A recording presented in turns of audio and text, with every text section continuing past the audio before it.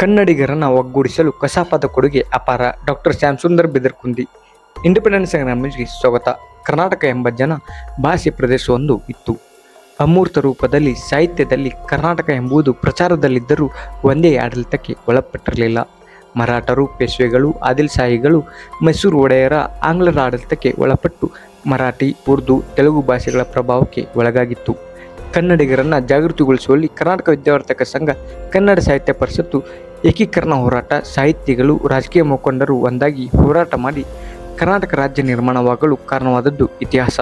ಕನ್ನಡ ಸಾಹಿತ್ಯ ಪರಿಷತ್ತು, ಅಖಿಲ ಭಾರತ ಕನ್ನಡ ಸಾಹಿತ್ಯ ಸಮ್ಮೇಳನ, ಜಿಲ್ಲಾ ತಾಲೂಕು ಸಾಹಿತ್ಯ ಸಮ್ಮೇಳನ, ವಿಚಾರ ಸಂಕಿರಣ, ಪ್ರಕಟಣೆ, ಪ್ರಚಯ ಮೊದಲಾದ ಕಾರ್ಯಕ್ರಮಗಳ ಮೂಲಕ ಕನ್ನಡ ಅಭಿವೃದ್ಧಿಗೆ ಕಾರಣವಾಗಿದೆ ಎಂದು ಡಾಕ್ಟರ್ ಶ್ಯಾಮಸುಂದರ್ ಬಿದರಕುಂದಿ ಅವರು ಸಂಸ್ಥಾಪನಾ ದಿನಾಚರಣೆಯಲ್ಲಿ ಉಪನ್ಯಾಸ ನೀಡುತ್ತಾ ತಿಳಿಸಿದರು.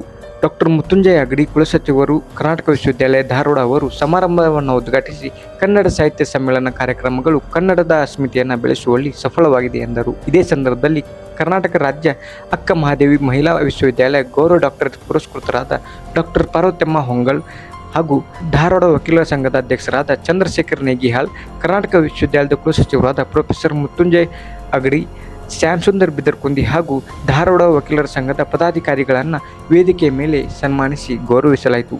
ಧಾರವಾಡದ 7 ಮಹಿಳಾ ಮಂಡಲದ ಸದಸ್ಯರು ಕನ್ನಡ ನಾಡು ನುಡಿಯ ಕುರಿತು ಸಮೂಹಗೀತೆಯನ್ನು ಪ್ರಸ್ತುತಪಡಿಸಿದರು. ಡಾಕ್ಟರ್ ನಿಂಗರಾಜ್ ಅಂಗಡಿ ಅವರು ಕಾರ್ಯಕ್ರಮದ ಅಧ್ಯಕ್ಷತೆಯನ್ನು ವಹಿಸಿದ್ದರು. FB ಕಣ್ವಿ ನಾಡಗೀತೆ ಪ್ರಸ್ತುತಪಡಿಸಿದರು. ಪ್ರಮೀಳಾ ಜೊಕ್ಕಣ್ಣವರವರು ಪ್ರಾರ್ಥಿಸಿದರು. ಪ್ರೊಫೆಸರ್ KS ಕೌಜಲಗಿ ಸ್ವಾಗತಿಸಿದರು. ಡಾಕ್ಟರ್ SS ದೊಡ್ಡಮನಿ ವಂದಿಸಿದರು. ಜೀನ್ದತ್ ಹಡಗಳಿ ನಿರೂಪಿಸಿದರು. RB ಖಾದಿರ್ ನಾಯಕ್, ಸೋಮಶೇಖರ್ ಇಟ್ಗಿ, ಚಿಂತನ್ ಹತ್ತಿಕಾಲ್, ಗುರು ತಿಗಡಿ, ಮಹಂತೇಶ್ ನರಗಾಳ್ ಸೇರಿದಂತೆ ಅನೇಕರು ಕಾರ್ಯಕ್ರಮದಲ್ಲಿ ಇದ್ದರು. ನನ್ನ ಸಂಗೀತ ಸಾಕಷ್ಟು ಅವರು ಬೆಂಗಳೂರಿಗೆ ಹಾಜರಾಗ್ಯಾರ. ಅನೇಕ ಮತ್ತು ಇವರು ಕಾದಂಬರಿಕಾರ ಅಂತಿರಲ್ಲ, ಅದು ನೆನಪಾಗ ಸಂಗೀತ ದೊಡ್ಡ ನೆನಪಾಗ ಮಲ್ಲಿಕಾರ್ ಮನ್ಸೂರ, ಜೋಶಿ, ಗಂಗೂಬಾಯಿ ಅಂತೇಳಿ ಇದೆಲ್ಲ ಹಾಕಿದ್ದೀರಿ. ಬಿಡಿ ಜೊತೆಯವ್ರ ಮನೆಯೊಳಗೆ ನಾ ಹಿಂದೆ ಒಂದು ಬಸವ ಜಯಂತಿ ಕಾರ್ಯಕ್ರಮಕ್ಕೆ ನನ್ನನ್ನು ಅಲ್ಲೇ ಬಸವ ಜಯಂತಿ ಕಾರ್ಯಕ್ರಮಕ್ಕೆ ಹಾಡಿದಾಗ ಅವರು ಖುಷಿಯಾಗಿ ನನ್ನ ಅವ್ರ ಮನೆಗೆ ಕರ್ಕೊಂಡು ಹೋದ್ರು. ಬಿಡಿ ಜೊತೆಯವರು ಅರಿವು ಜೊತೆಯವ್ರಿಗೆ ಗೊತ್ತದ, ಅವರಿಗೆ ಪ್ರೀತಿ ನುಡಿದರೆ ಮುಂತಿನ ಹಾಡಿ ಅಂತ ಭಾಳ ಕೇಳ್ತಾರೆ. ಅವ್ರ ಮನೆಯಾಗ ಹಾಡಿದ ನೆನಪು ಬರ್ತವೆ. ಸಾಹಿತ್ಯ, ಸಂಗೀತ ಇವು ಒಂದು ನಾಣ್ಯದ ಎರಡು ಮುಖಗಳಿಂದ ಹಾಗೆ. ಸಾಹಿತ್ಯ ನಾನು ಸ್ವಲ್ಪ ಇತ್ತೀಚೆಗೆ ಪ್ರಿಪ್ರೇಷನ್ ಮಾಡಿಲ್ಲ, ಪ್ರಿಪ್ರೇಷನ್ ಮಾಡಿದ್ರೆ ಚಲೋ ಮಾತಾಡ್ತಾರೆ ಅಂಗಡಿಯವರು. ಪ್ರಿಪ್ರೇಷನ್ ಸದ್ಯ ಕರಿತಿರಲ್ಲ, ಬಂದು ಇಷ್ಟು ಮಾತಾಡ್ತಾರಲ್ಲ. ಅದಕ್ಕೆ ಈ ಏನು ಒಂದು 112ನೇ ಸಂಸ್ಥಾಪನಾ ದಿನಾಚರಣೆಯನ್ನು ಹಮ್ಮಿಕೊಂಡಿರಿ, ನನಗೆ ಭಾಳಷ್ಟು ಸಂತೋಷ ಆಗಿದೆ. ಇದರೊಳಗೆ 3 ಮಹನೀಯರು ಅವರ ಒಂದು ಫೋಟೋ ಇಟ್ಟು ಅವರಿಗೆ ಮಾಲೆ ಅಥವಾ ಹೂಗಳನ್ನು ಸಮರ್ಪಿಸಿ ಕೃತಜ್ಞತೆಗಳನ್ನು ಸಲ್ಲಿಸಿ ದೊಡ್ಡ ಕಾರ್ಯ. ಹಿರಿಯರನ್ನು ನೆನೆಸ್ತಕ್ಕಂಥದ್ದು, ಅವ್ರು ಮಾಡಿರ್ತಕ್ಕಂಥ ಕಾರ್ಯ ನೆನೆಸೋದು, ಅದು ನಮ್ಮ ಕೃತಜ್ಞತೆ. ಆ ದಿಶೆಯೊಳಗೆ ಕರ್ನಾಟಕ ಇತಿಹಾಸದೊಳಗೆ ಕನ್ನಡ ಅದ್ರ ಬಗ್ಗೆ ಯಾರು ಅಭಿಮಾನವನ್ನು ಹೊಂದಿಲ್ಲ, ಯಾರು ಅದ್ರ ಬಗ್ಗೆ ಗೌರವ ಇಲ್ಲ, ನನಗೂ ಅದ್ರ ಬಗ್ಗೆ ಅಷ್ಟು ಅನಿಸೋಲ್ಲ. ಅದಕ್ಕೆ ನಮ್ಮ ನಾಡು ನುಡಿ ಇದ್ರ ಬಗ್ಗೆ ಯಾವಾಗಲೂ ಕನ್ನಡದಿಂದ ಸಾಕಷ್ಟು ಹಾಡೀವಿ ನಾವು. ಭಾಳಷ್ಟು ಹಾಡುಗಳನ್ನ ಹಾಡೀವಿ ಒಂದು ಕಾಲ, ಕನ್ನಡ ಹಾಡುಗಳನ್ನು. ನಾವು ಇವತ್ತು ಬಸವಣ್ಣವರಾಗಲಿ, ಕನಕದಾಸರಾಗಲಿ, ಪುರಂದರದಾಸ ಆಗಲಿ, ಎಲ್ಲರ ಸಾಹಿತ್ಯಗಳು, ಅವರ ಸಾಹಿತ್ಯಗಳು ಸಾಹಿತ್ಯದ ಮೂಲಕ ನಮ್ಮ ಕ್ಷೇತ್ರ ಕನ್ನಡಕ್ಕೆ ಮತ್ತು ಸಂಗೀತಕ್ಕೆ ಕೊಡುಗೆ ನೀಡ್ಯಾರ. ಬಸವಣ್ಣವ್ರ ವಚನೆಗಳು ಯಾರಿಗೆ ಬೇಡ ಹೇಳಿದ್ರೆ, ಬಸವಣ್ಣವರನ್ನು ನಾವು ಕೆಲವೇ ಇದಕ್ಕಂತ ಸೀಮಿತಲ್ಲ, ಅವೆಲ್ಲರಿಗೂ ಬೇಕಂತ ವಿಶ್ವಮಾನವರು ಅಂತಾರೆ. ಅಂಗಡಿಯವ್ರು ಹೇಳಿದಾಗ ಒಂದು ವಚನ ಅಂತೇನೆ ಸೋರು ಕೊಡ್ತಾವ ಕರೆಯಾಳು.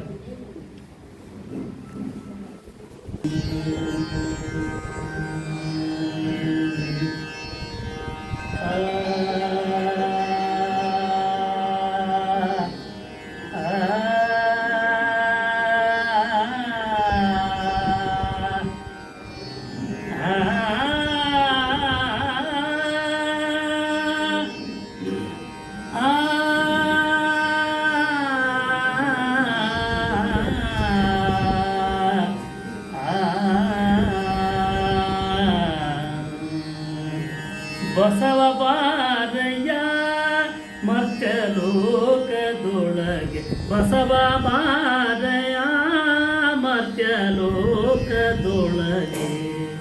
ಭಕ್ತರು ಉಂಟೆ ಹೇಳಯ್ಯಾನಿ ಭಕ್ತರು ಉಂಟೆ ಹೇಳಯ್ಯಾನಿ ಬಸವ ಬಾರಯ್ಯ ಮರ್ತ್ಯಲೋಕದೊಳಗೆ. ಕರ್ನಾಟಕದಲ್ಲಿ ಕರ್ನಾಟಕ ಅಂತ ಇರಲಿಲ್ಲ ಅವಾಗ. ಮೈಸೂರು ಸಂಸ್ಥಾನ ಮತ್ತು ಕನ್ನಡಿಗರು 7-8 ಕಡೆ ಹಂಚಿ ಹೋಗಿದ್ರು ಅವಾಗ. ನಾವೆಲ್ಲ ಉತ್ತರ ಕರ್ನಾಟಕದ ಧಾರವಾಡ ಜಿಲ್ಲೆಯವರು ಮುಂಬೈ ಕರ್ನಾಟಕಕ್ಕಿದ್ವಿ.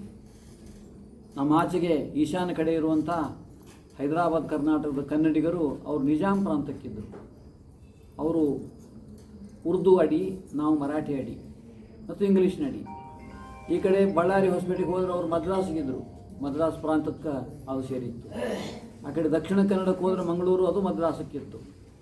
ಕನ್ನಡ ದೇಶ ಯಾವುದು ಅಂತಂದ್ರೆ ಮೈಸೂರು ಅರಸರು ಆಳ್ತಕ್ಕಂಥ ಬೆಂಗಳೂರು, ಮೈಸೂರು, ಶಿವಮೊಗ್ಗ, ಚಿತ್ರದುರ್ಗ, ಮಧ್ಯ ಕರ್ನಾಟಕ ಅಥವಾ ತುಂಗಭದ್ರಾ ಆಚೆಗಿರ್ತಕ್ಕಂಥದ್ದು. ಹೀಗೆ ಕರ್ನಾಟಕ ಅಂತ ಅನ್ನೋದು ಇರಲಿಲ್ಲ, ಆದ್ರೆ ದೇಶ ಇತ್ತು. ಕರ್ನಾಟಕ ದೇಶ ಇತ್ತು, ಆದರೆ ಕರ್ನಾಟಕ ಹೆಸರು ಇರಲಿಲ್ಲ. ಇಂಥ ಪರಿಸ್ಥಿತಿಯಲ್ಲಿ ಕನ್ನಡ ಸಾಹಿತ್ಯ ನೆನಪಿಡ್ಬೇಕು ನಾವು. ಕನ್ನಡಿಗರು ಒಂದು ದೇಶದವರು, ಒಂದು ರಾಷ್ಟ್ರದವರು. ಕನ್ನಡಿಗರನ್ನು ಸುಮ್ಮನೆ ಭಾಷೆ ಮಾತಾಡಿ ಹೋಗ್ತಕ್ಕಂಥವ್ರಲ್ಲ. ಇಲ್ಲಿ ಜನಪದರಿಂದ ಹಿಡ್ಕೊಂಡು ಅತ್ಯುತ್ತಮ ಮಟ್ಟ ವಿಚಾರ ಮಾಡ್ತಕ್ಕಂಥ ಚಿಂತಕರು, ಪಂಡಿತರು, ಎಲ್ಲ ಥರದ ಜನ ಇದ್ದಾರೆ. ಎಲ್ಲ ಥರದ ಜನರ ನೆಲೆ ಯಾವುದು ಅಂತಂದ್ರೆ ನಾಡು ಅಥವಾ ನೆಲೆ ಯಾವುದು ಅಂದರೆ ಕನ್ನಡ ಅಥವಾ ಕರ್ನಾಟಕ ಅನ್ನೋದು ನಮಗೆ ಮೊಟ್ಟ ಮೊದಲು ಗೊತ್ತಾಗಿದ್ದು ಕವಿರಾಜ ಮಾರ್ಗದಿಂದ. ಕವಿರಾಜ ಮಾರ್ಗ 960-70ನೇ ಇಸ್ವಿಯೊಳಗೆ ಹುಟ್ಟಿದಂಥ ನೃಪತುಂಗರ ದೊರೆ, ಅಂದರೆ ರಾಷ್ಟ್ರಕೂಟರ ದೊರೆ, ಅವನು ಚಕ್ರವರ್ತಿ, ಸಾಮ್ರಾಟ. ಅವನು ಸ್ವತಃ ತನ್ನ ಕವಿಗಳಿಂದ ಹಿಡಿದು ಒಂದು ಪುಸ್ತಕ ಬರೆಸ್ತಾನದು ಕವಿರಾಜ ಮಾರ್ಗ ಅಂತ. ಅಂದರೆ ಕವಿಗಳಿಗೆ ರಾಜಮಾರ್ಗ. ಯಾಕಂದರೆ ಯಾವುದೇ ಒಂದು ದೇಶ ಅದು ಮುಂದೆ ಅದು ಎಲ್ಲರಿಗೂ ಪ್ರಸಿದ್ಧವಾಗಬೇಕಾಗಿದ್ದರೆ, ಅದರ ಲಕ್ಷಣಗಳು ಗೊತ್ತಾಗಬೇಕಾಗಿದ್ದರೆ ಕವಿಗಳೇ ಮಾಡಬೇಕು. ಇವತ್ತು ಹೆಂಗೆ ನೀವು ಹಾಡಿದ್ರಲ್ಲ, ಎಲ್ಲ ಹಾಡಿನೊಳಗೆ ಕನ್ನಡ ಬಗ್ಗೆ, ಕರ್ನಾಟಕದ ಬಗ್ಗೆ, ಕನ್ನಡ ಜನರ ಬಗ್ಗೆನೇ ಸ್ತುತಿಗಳಿದ್ದು. ಹಾಗೆ ಕವಿಗಳಿಗೆ ಒಂದು ರಾಜಮಾರ್ಗ ಇರಬೇಕು. ಕವಿಗಳೇ ನಮ್ಮ ಜನರನ್ನು ಮುಂದೆ ಒಯ್ಯಬೇಕು, ಭವಿಷ್ಯಕ್ಕೆ ಒಯ್ಯಬೇಕು. ಆದ್ದರಿಂದ ಕನ್ನಡದ ಮೂಲಕ ಕವಿರಾಜ ಮಾರ್ಗವನ್ನು ನಾನು ಹಾಕ್ತೀನಿ ಅಂಥೇಳಿ ನೃಪತುಂಗೇನು ಬರೆದು ಕೊಟ್ಟನಲ್ಲ ಕವಿರಾಜ ಮಾರ್ಗ, ಅದು ಕನ್ನಡದ ಮೊಟ್ಟ ಮೊದಲ ಗ್ರಂಥ. ಆ ಮುಂಚೆ ಗ್ರಂಥಗಳು ಯಾವ ರಚನೆ ಆಗಿರಲಿಲ್ಲ, ಪ್ರಕಟನೂ ಆಗಿರಲಿಲ್ಲ. ಈ ಕವಿರಾಜ ಮಾರ್ಗದಿಂದ ನಮಗೊಂದು ಏನು ಗೊತ್ತಾಯ್ತು ಅಂದ್ರೆ, ಈ ಅಂದರೆ ಕಾವೇರಿಯಿಂದ ಗೋದಾವರಿವರೆಗೆ ಒಂದು ನಕಾಶೆಯನ್ನು ನೀವು ಕಲ್ಪಿಸ್ಕೋಬೇಕು. ದಕ್ಷಿಣ ಭಾಗಕ್ಕೆ ಕಾವೇರಿ ನದಿ ಇದೆ, ಅದರಿಂದ ಹಿಡ್ಕೊಂಡು ಉತ್ತರಕ್ಕೆ ಹಾಗೆ ಹೋದರೆ ಗೋದಾವರಿ, ಈಗಿನ ಮಹಾರಾಷ್ಟ್ರ. ಅಲ್ಲಿವರೆಗಿರ್ತಕ್ಕಂಥ ಏನು ಭೂಭಾಗ ಇದೆಯಲ್ಲ, ಭೂಗೋಳ, ಅದು ಕನ್ನಡ ನಾಡು. ಅಲ್ಲಿರ್ತಕ್ಕಂಥವರು ಕನ್ನಡಿಗರು, ಅವರ ಮಾತು ಕನ್ನಡ. ಆ ಕನ್ನಡ ಒಂದೇ ಥರ ಇಲ್ಲರಿ. ಅದು ಹಳ್ಳಿಗೆ ಹೋದ್ರು ಒಂದು ಕನ್ನಡದ, ಹಳ್ಳಿ ಜನ ಮಾತಾಡ್ತಕ್ಕಂಥ ಕನ್ನಡ ಒಂದದ, ಪಟ್ಟಣಕ್ಕೆ ಬಂದು ಮತ್ತೊಂದು ಕನ್ನಡದ, ನಗರಕ್ಕೆ ಹೋದ್ರೆ ಮತ್ತೊಂದು ಕನ್ನಡದ, ಕವಿಗಳಾಡ್ತಕ್ಕಂಥ ಕನ್ನಡ ಮತ್ತೊಂದದ. ಎಷ್ಟು ಕನ್ನಡಗಳವ, ಕನ್ನಡಂಗಳು ಅಂತ ಹೇಳ್ತಾವೆ ನಾವು. ಆ ಕನ್ನಡಂಗಳು ಅವತ್ತಿನಿಂದ ಇವತ್ತಿಗೂ ಇವೆ. ಇವತ್ತಿನ ಕರ್ನಾಟಕದಲ್ಲಿ ಸ್ವತಂತ್ರ ಭಾರತದ ಒಂದು ರಾಜ್ಯ ನಮ್ಮದು. ಈ ರಾಜ್ಯದಲ್ಲಿ ಇರ್ತಕ್ಕಂಥ ಭಾಷೆ, ಜನ ಮತ್ತು ನಮಗಿರುವಂಥ ಇತಿಹಾಸದ ಹಿನ್ನೆಲೆ ಇವೆಲ್ಲವನ್ನು ನಾವು ನೋಡಿಕೊಂಡಾಗ ಇದಕ್ಕೊಂದು ಸ್ಥಾನ ಇದ್ದೇ ಇದೆ. ಆದರೆ ಈ ಸ್ಥಾನವನ್ನು ಗುರುತಿಸೋದು ಹೇಗೆ?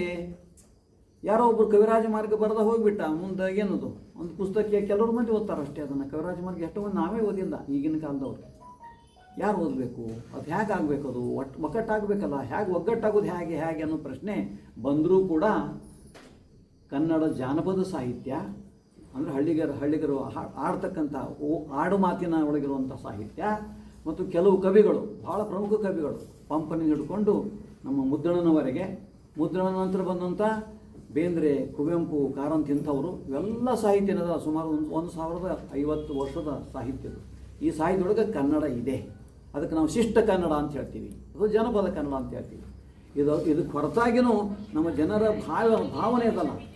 ನಾವು ಮಾತಾಡ್ತೀವಿ ಈಗ, ಆ ಮಾತೊಳಗಿರ್ತಕ್ಕಂಥ ಅಕ್ಕ, ಅಣ್ಣ, ತಮ್ಮ, ಬಂಧು, ವರ್ಗ, ಎಷ್ಟು ಕನ್ನಡ ಶಬ್ದಗಳವಲ್ಲ, ಇವೆಲ್ಲವನ್ನು ಕೂಡ ಯಾವ ರೀತಿ ನಾವು ಉಳಿಸ್ಕೋಬೇಕು, ಬೆಳೆಸ್ಕೋಬೇಕು, ಇವುಗಳನ್ನು ಮರಿಬಾರದು ಅನ್ನೋದಕ್ಕೆ ಅನೇಕ ಪ್ರಯತ್ನಗಳು ಬರ್ತಾ ಅದು ಮುಖ್ಯವಾಗಿ ಯಾವುದಂದ್ರೆ 20ನೇ ಶತಮಾನಕ್ಕೆ ಅದು ಅನಿವಾರ್ಯ ಆಯಿತು. ನಾವು ಒಕ್ಕಟ್ಟಾಗಲಿಲ್ಲ ಅಂದ್ರೆ, ನಮ್ಮ ಭಾಷೆ ಹೀಗಿದೆ ಅಂತ ನಾವಾಗಿ ತೋರಿಸಿಕೊಡಲಿಲ್ಲ ಅಂದ್ರೆ, ಅದನ್ನು ಬಳಸ್ತಿಲ್ಲ ಅಂತಂದ್ರೆ, ಅದನ್ನು ಬೆಳೆಸ್ತಿಲ್ಲ ಅಂತಂದ್ರೆ ನಮಗೇನೂ ಇಲ್ಲ. ಮೊಟ್ಟ ಮೊದಲು ನಾವು ರಾಜಕೀಯವಾಗಿ ಒಂದಾಗಬೇಕು, ಆಡಳಿತದಾಗ ಒಂದಾಗಬೇಕು, 7-8 ಭಾಗದಾಗ ಹಂಚಿದವರು ಒಂದಾಗಬೇಕು, ಮತ್ತು ನಾವು ನಮ್ಮ ಸಾಹಿತ್ಯ, ನಮ್ಮ ಶಕ್ತಿ ಏನಿದೆ ಜಗತ್ತಿಗೆ ತೋರಿಸ್ಬೇಕು. ಅದಕ್ಕೆ ಬೇಂದ್ರೆಯವ್ರ ಮಾತು ಹೇಳ್ತಾರೆ, ಜಗದೇಳಿಗೆ ಆಗುವುದಿದೆ ಕರ್ನಾಟಕದಿಂದ. ಭಾಳ ಮಹತ್ವದ ಮಾತು. ಇಂಥ ಮಾತುಗಳು ಹೇಳ್ಕೋತ ನಾವು ಬಂದಿವಲ್ಲ, ಆವಾಗ ನಮ್ಮ ಎದುರಿಗೆ ಕೆಲವು ಸಮಸ್ಯೆಗಳು ಇದ್ದು ಆ ಸಮಸ್ಯೆಯನ್ನು ಎದುರಿಸ್ತಕ್ಕಂಥ ಒಂದು ಉಪಾಯ ಕೂಡ ನಮ್ಗೆ ಗೊತ್ತಾಗ್ತದೆ. ಅದು ಹೊಸ 1890ರಿಂದ ಹೊಸಗನ್ನಡ ಸಾಹಿತ್ಯ ಅಂತ ಬಂತು. ಹಳೆಗನ್ನಡ ಎಲ್ಲ ಹಿಂದೆ ಹೋಯಿತು. ಮುದ್ರಣ ನಂತರ ಹೊಸಗನ್ನಡ ಸಾಹಿತ್ಯ ಬಂತು.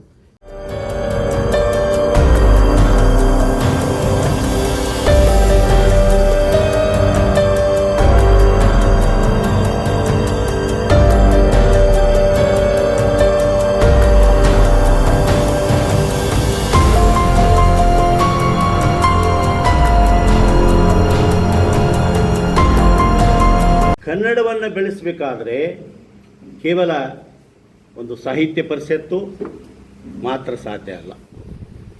ಎಲ್ಲ ಸಂಸ್ಥೆಗಳು, ಎಲ್ಲ ಸಮಾಜಗಳು ಕನ್ನಡ ಸಾಹಿತ್ಯವನ್ನು ನಾವು ಬೆಳೆಸಬೇಕಾಗ್ತದೆ. ಆ ದಿಶೆಯಲ್ಲಿ ನಮಗೆ ಇವತ್ತಿನ ಒಂದು ಪಾಠ ಆಯಿತು. ನಾವು ಕನ್ನಡದಲ್ಲಿ ಹೆಚ್ಚಾಗಿ ವಾದವನ್ನು ಮಾಡಬೇಕು, ಕನ್ನಡದಲ್ಲಿ ಹೆಚ್ಚಾಗಿ ನಮ್ಮ ವಾದ ಪತ್ರವನ್ನು ಸಲ್ಲಿಸಬೇಕು ಅನ್ನುವಂಥ ಉದ್ದೇಶವನ್ನು ನಾವು ಹೊಂದ್ಕೊಂಡಿರ್ತೇವೆ. ವಿಶೇಷವಾಗಿ ಧಾರವಾಡ ಇದು ತಪೋಭೂಮಿ. ಇಲ್ಲಿ ತಮಗೆ ತಿಳಿದಂತೆ ಒಬ್ಬರು ಹಿರಿಯರು ಹೇಳ್ತಿದ್ರು, ಧಾರವಾಡ ಅಂದರೆ ಏನು?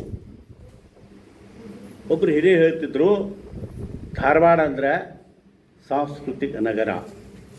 ನೀವೇನಾದರೂ ಅಪ್ಪಿತಪ್ಪಿ ಒಂದು ಕಲ್ಲನ್ನು ಒಗೆದ್ರೆ ಅದು ಕಲ್ಲು ತಾಗುವುದು ಸಾಹಿತಿಗೆ, ಸಂಗೀತಗಾರರಿಗೆ. ಅಂದರೆ ಅಷ್ಟು ಜನ ಸಾಹಿತಿಗಳು, ಸಂಗೀತಗಾರರು ಈ ಧಾರವಾಡದಲ್ಲಿ ಬೆಳೆದು ಬಂದಿದ್ದಾರೆ. ಅದು ಬೆಳೀತಾ ಇದೆ. ಒಂದು ಈ ನೆಲದ ಗುಣ, ಒಂದು ಪ್ರದೇಶದ ಗುಣ ಈ ಧಾರವಾಡಕ್ಕೆ ಸಲ್ಲಿಸ್ತದೆ.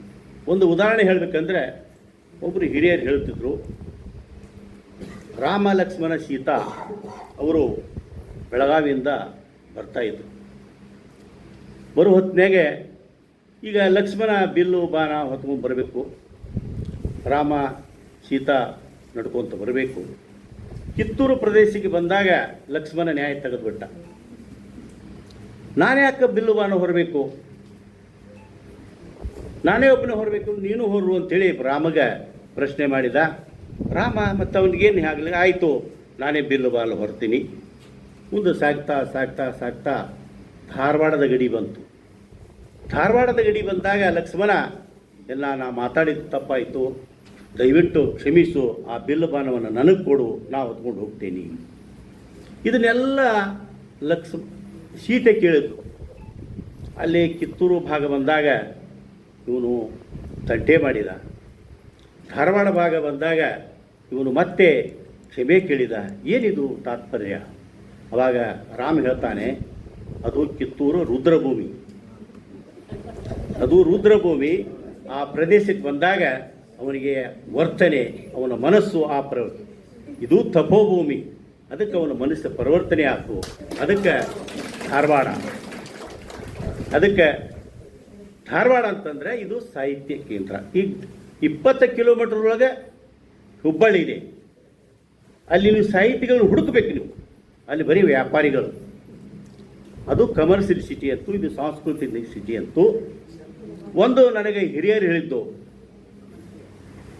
ನಮ್ಮ ಏನು ಸ್ವಾತಂತ್ರ್ಯ ಸಿಕ್ಕ ನಂತರ ಕ್ಯಾಪಿಟಲ್ ಸಿಟಿ ಅದನ್ನು ಮಾಡಬೇಕು ಅಂದಾಗ ಅವತ್ತಿನ ಒಂದು ಕಮಿಟಿ ಧಾರವಾಡನೂ ಆಯ್ಕೆ ಮಾಡಿತ್ತು, ಕ್ಯಾಪಿಟಲ್ ಸಿಟಿ ಆಫ್ ಇಂಡಿಯಾ. ಯಾಕಂದರೆ ಇಲ್ಲಿ ಒಂದು ಪರಿಸರ, ಇಲ್ಲಿ ಒಂದು ನೆಲ ಜಲ, ಇದರ ಬಗ್ಗೆ. ಆದರೆ ರಾಜಕೀಯ ಇಚ್ಛಾಶಕ್ತಿ ಉತ್ತರ ಭಾಗಕ್ಕೆ ಜಾಸ್ತಿ ಇತ್ತು, ಅದಕ್ಕಾಗಿ ಅದು ದಿಲ್ಲಿ ಆಯಿತು. ಅಂದರೆ ಇದು ಎಲ್ಲ ಒಳಗೊಂಡಂಥ, ತಾವು ಈಗಾಗಲೇ ನಮ್ಮ ಉಪನ್ಯಾಸವನ್ನು ನೀಡಿದಂಥ ಅತಿ ಅದ್ಭುತವಾಗಿ ಉಪನ್ಯಾಸವನ್ನು ತಾವು ನೀಡಿದಿರಿ. ಯಾಕಂದರೆ ಸಾಹಿತ್ಯದ ಬಗ್ಗೆ ಬರೇ ಮಾತಾಡಬಾರ್ದು, ಅದನ್ನು ಬೆಳೆಸಬೇಕು ಅನ್ನುವಂಥ ತಾತ್ಪರ್ಯವನ್ನು ತಾವು ಹೇಳಿದಿರಿ. ಇವತ್ತಿನ ಈ ಸಮಾರಂಭಕ್ಕೆ ನಮ್ಮನ್ನು ತಾವೆಲ್ಲರೂ ಕರೆದು ಸನ್ಮಾನ ಮಾಡಿದ್ದೀರಿ.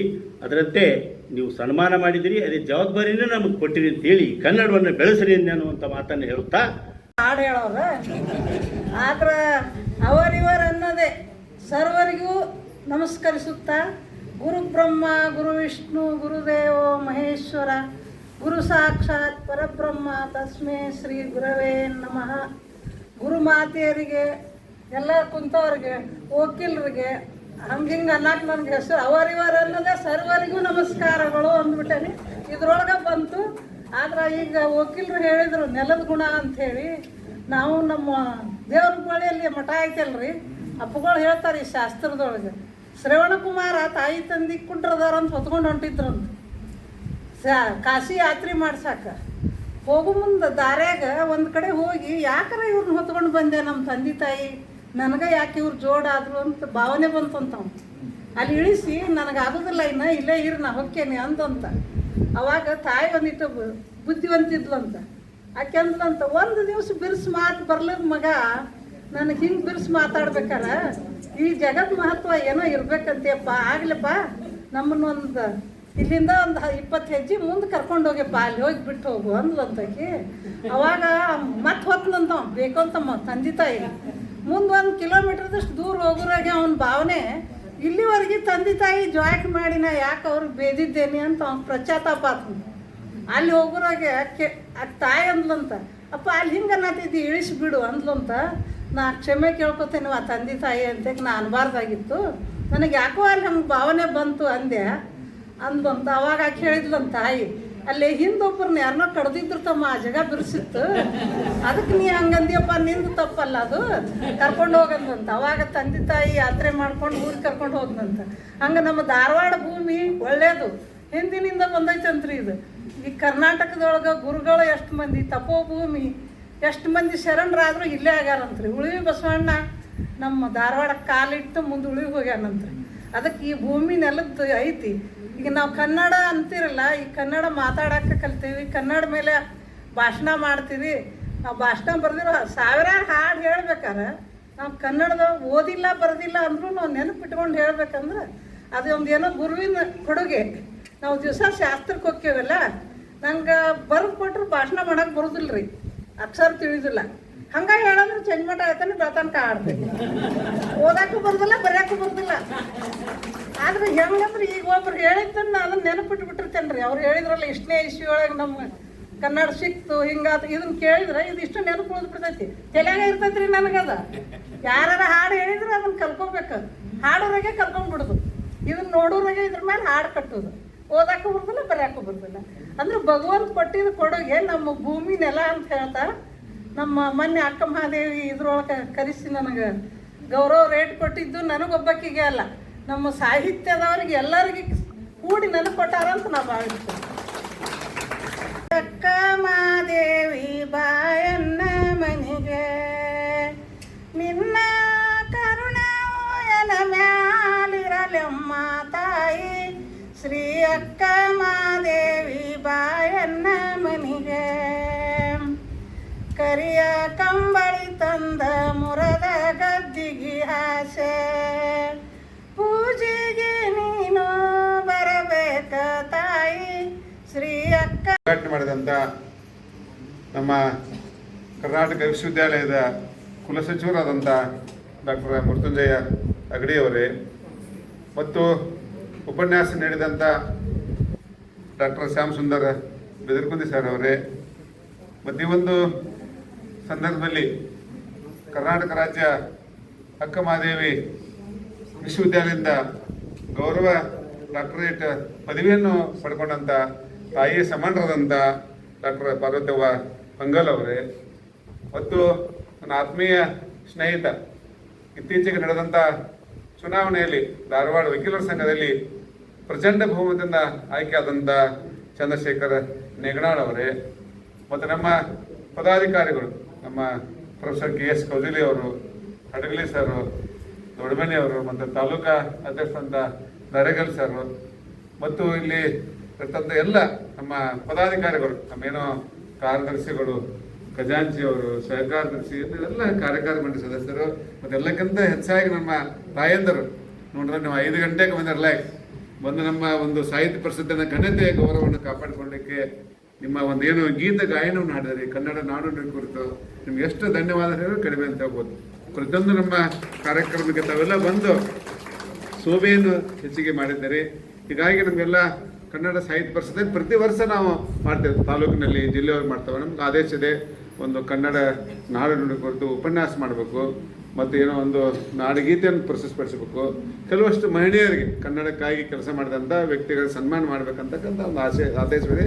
ಆ ಒಂದು ಆದೇಶಕ್ಕೆ ಅನುಸಾರವಾಗಿ ನಾನು ಕಳೆದ 2012ನೇ ಇಸ್ವಿಯಿಂದ ಇಲ್ಲಿವರೆಗೆ ಒಂದು ಬಿಟ್ಟಿಲ್ಲ, ಪ್ರತಿಯೊಂದು ಸದ್ಯಕ್ಕೆ ನಾವೆಲ್ಲ ಬಹಳ ಚಾಚು ತಪ್ಪದೇ ಈ ಒಂದು ಸಂಸ್ಥಾಪನಾ ದಿನಾಚರಣೆಯನ್ನು ಜಿಲ್ಲೆ ಮತ್ತು ತಾಲೂಕಿನಲ್ಲಿ ಆಡ್ಕೊಂಡು ಬಂದಿದ್ದೇವೆ ಅಂತಕ್ಕಂಥ ಮಾತನ್ನು ಹೇಳ್ತಾ, ಇವತ್ತು ನನಗೆ ಬಹಳ ಖುಷಿಯಾಗಿದ್ದು ನನ್ನ ಸ್ನೇಹಿತ ಚಂದ್ರಶೇಖರ್ ನೇಗನಾಳ್ ಅವರು, ನಾವೆಲ್ಲ ಹಳ್ಳಿಯಿಂದ ಬಂದವ್ರಲ್ಲ, ಯಾಕಂದ್ರೆ ನಾವೆಲ್ಲ ನವಲಗುಂದ ತಾಲೂಕು, ನಾನು ಸಿರ್ಕೋಳ, ಅವರು ಮರ್ವ, ಇನ್ನು ನನ್ನ ಇಬ್ಬರು ಸ್ನೇಹಿತರಿದ್ದಾರೆ, ಬಹಳ ಅದ್ಭುತ ಸಾಧನೆ ಮಾಡಿದ್ದಾರೆ.